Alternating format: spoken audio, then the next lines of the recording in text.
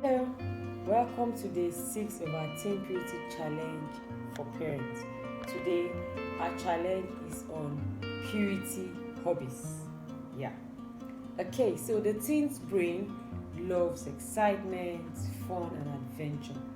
We will be deceiving ourselves and amongst men most miserable if we expect our children to just sit quietly and stay pure. That's not going to happen. With all the energy and passion that they have, I tell them that you guys have so much energy inside you. Exactly. It is not possible for them to not do anything. So we have done the media detox. We expect them to choose good friends and valuable friends and all that, and go to the right places and have the right habits. What else?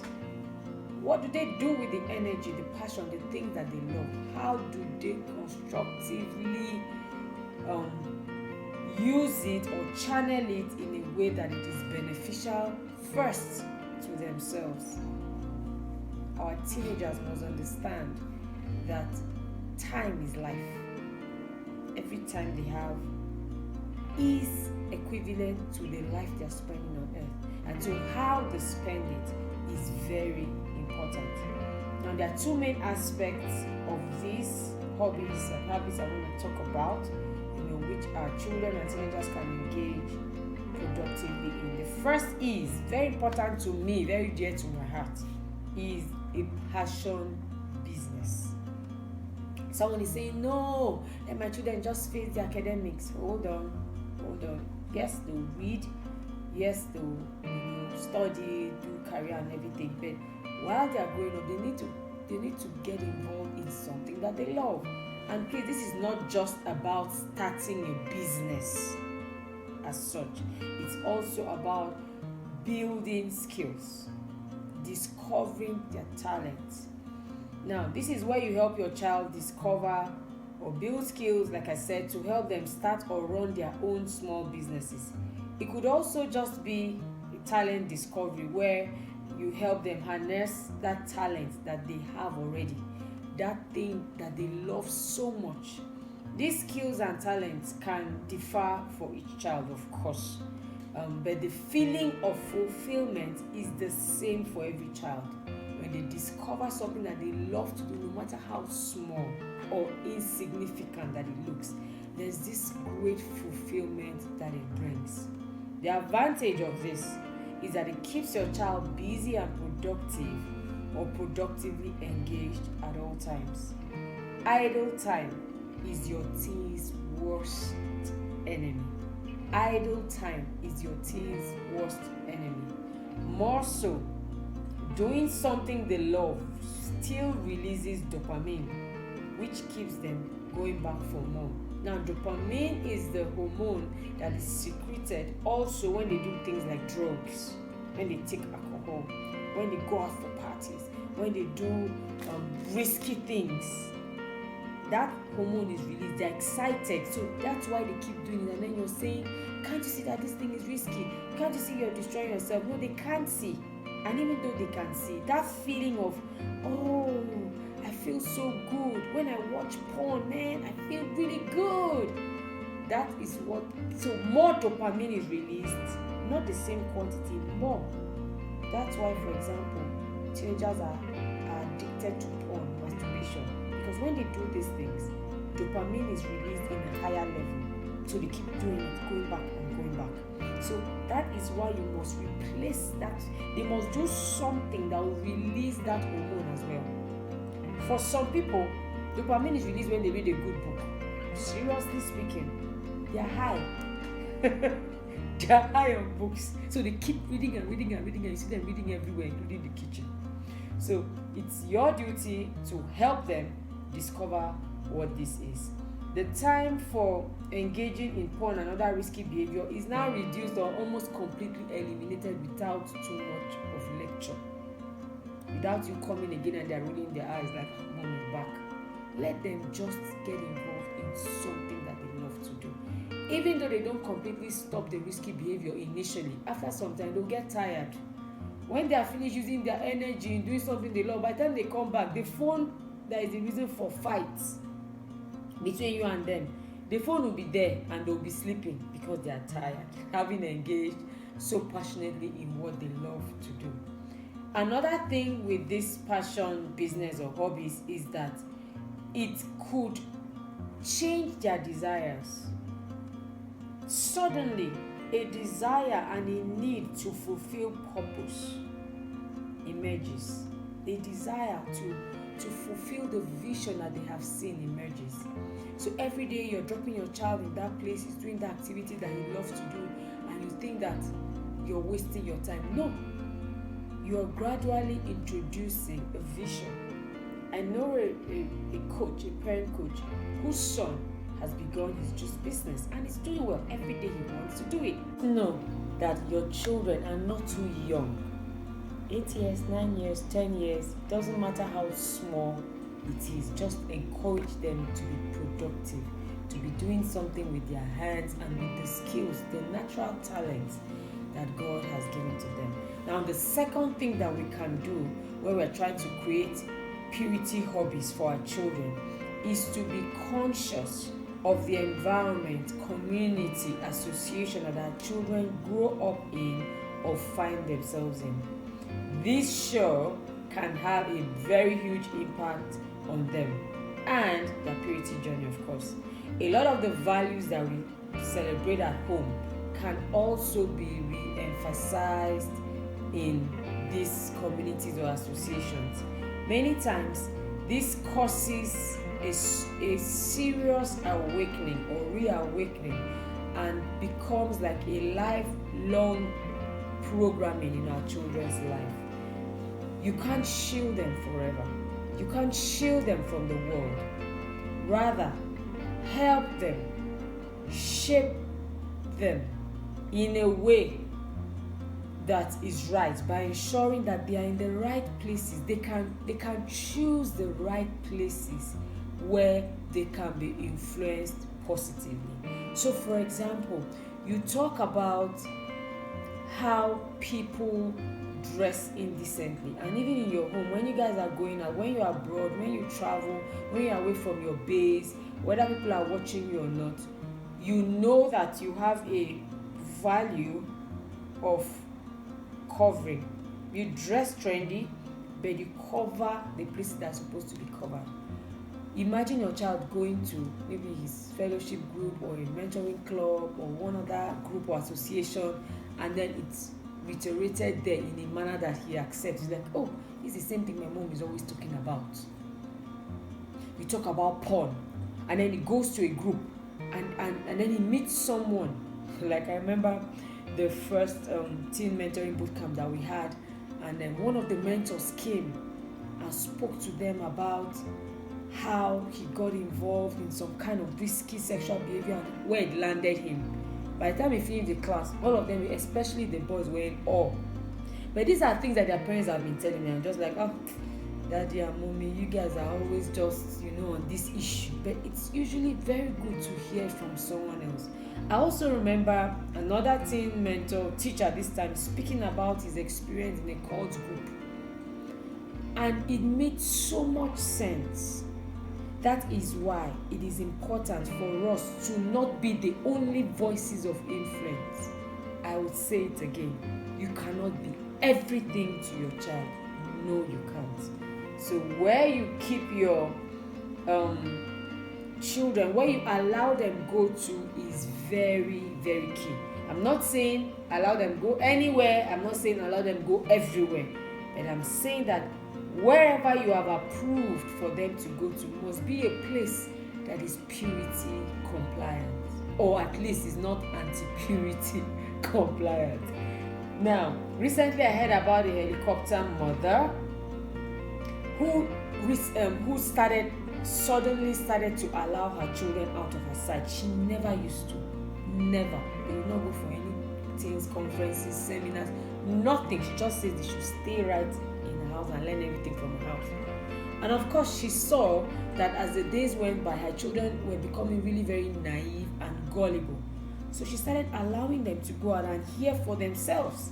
And the feedback she was getting was very positive, so she started allowing them go out even more. And so they go out and hear about drugs themselves. She had been teaching about drugs until they went out to a seminar and they heard about these drugs and came out and were like, Mommy, this thing you have been saying, do you know we met one auntie? In fact, she showed us some videos about drugs. Oh, Mommy, they were now the ones that were teaching her. That's how she resigned from the place and the position of a micromanager. I hope you have seen that video of mine. She resigned from the office of micromanager and helicopter parent. It is very important because truly we all need help, and there is help, so get it. I want you to begin to permit your children to attend to age-appropriate events and classes. Church, for example, children's church. There are things that they are struggling with. Teens church, there are things that they are struggling with that are handled there in a very practical and interactive manner. I have not recovered from the kind of things that I heard at the just concluded Valentine's services. I attended several Valentine's programs in different places because I was invited here and there and all that. If I put together all the stories I heard, I would not exhaust them today. Very scary, very, very terrible. And I can boldly declare a state of emergency in the purity industry and the purity sector. I remember that in one of the places I attended, visuals were showed. So we had doctors come on and show to them these things that teachers have been saying. The doctors now came and gave them the medical perspective about some of these things. As the videos were going on, come and see questions. The questions were just rolling in. Some of these questions can never be treated at home. Don't worry. No matter how open your home is, no matter how wonderful your home is, your child will be scared or will just feel uncomfortable many times to just express themselves. It was in one of those sessions that I heard a girl ask that she's 13 and she's having sex with her cousin who is 10 or 11, and her only question was, is it possible for him to get me pregnant? That was what her problem was. Her problem was not how to stop. Her problem was how to protect herself. Those are all the things that we hear.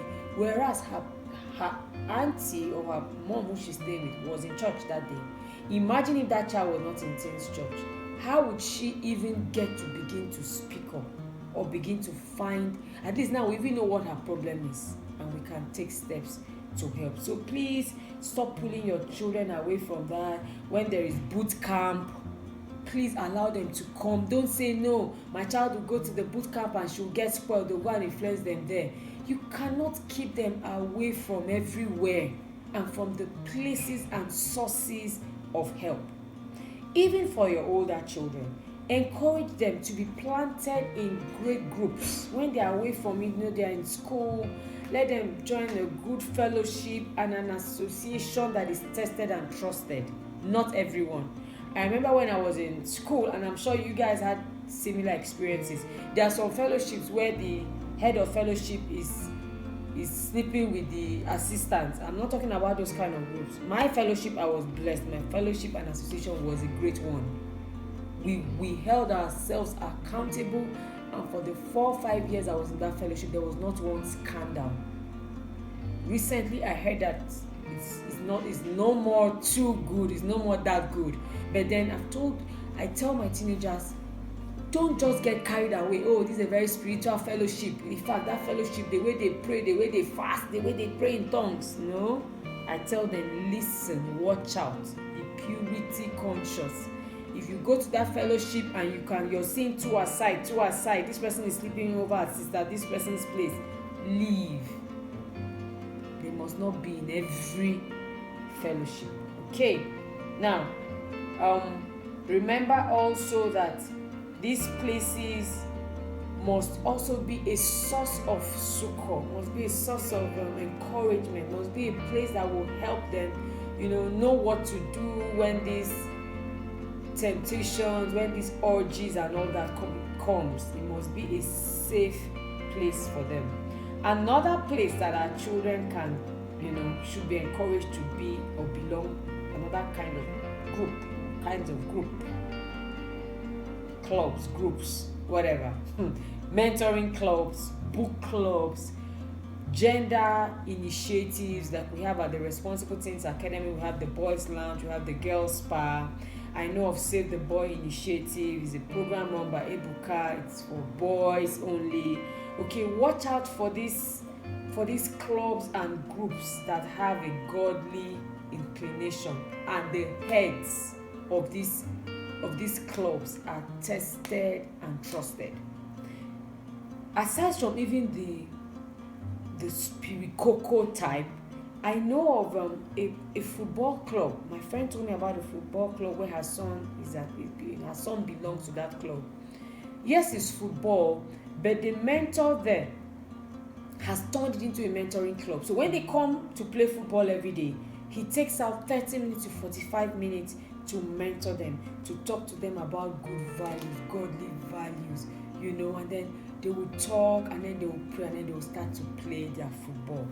Very wonderful initiative, if you ask me. So instead of just going out there and just playing and getting tired and coming back home, go to a place where you can learn something. And because they're all boys, they can talk about things that are exclusive to boys, things that boys are struggling with. Very wonderful place. So if you find such places, and really, if you want to find such places, you would. But if you block your mind and say, please, I don't want all these people to come and teach my son how to be a homosexual. No, don't be negative about these things. Have a positive mindset, and you'll find yourself finding them. Just today, a parent coach was asking me about a teens mentoring club in Lagos. I'm in Abuja. And I said, don't worry, I'll find one for you and I'll let you have it. And I'm sure we're going to get one. So be positive about it. Don't think that everywhere is bad and only your home is safe for your child. No, it's not true. They are great ones. I run a teens mentoring bootcamp.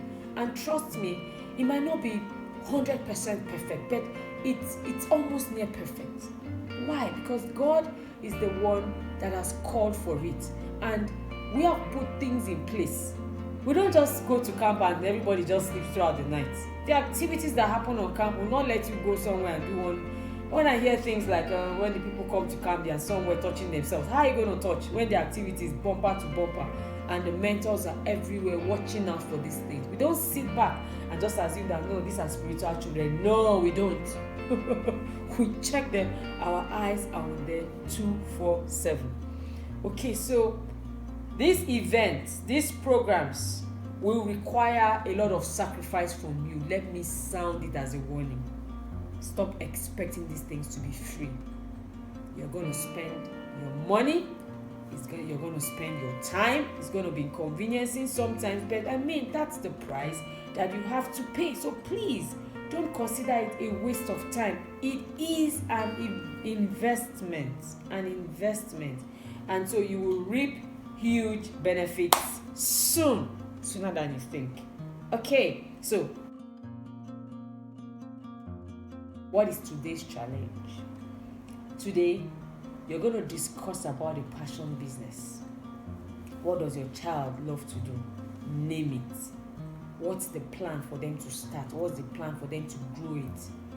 When do they start? Write all that down. What do they need to start? Do they need to learn more? Do they already know how to do it, And then what are the tools they need? What do you need to do? You need to buy the machine or something. They can just start small. They come back from school, they rest, they do their homework.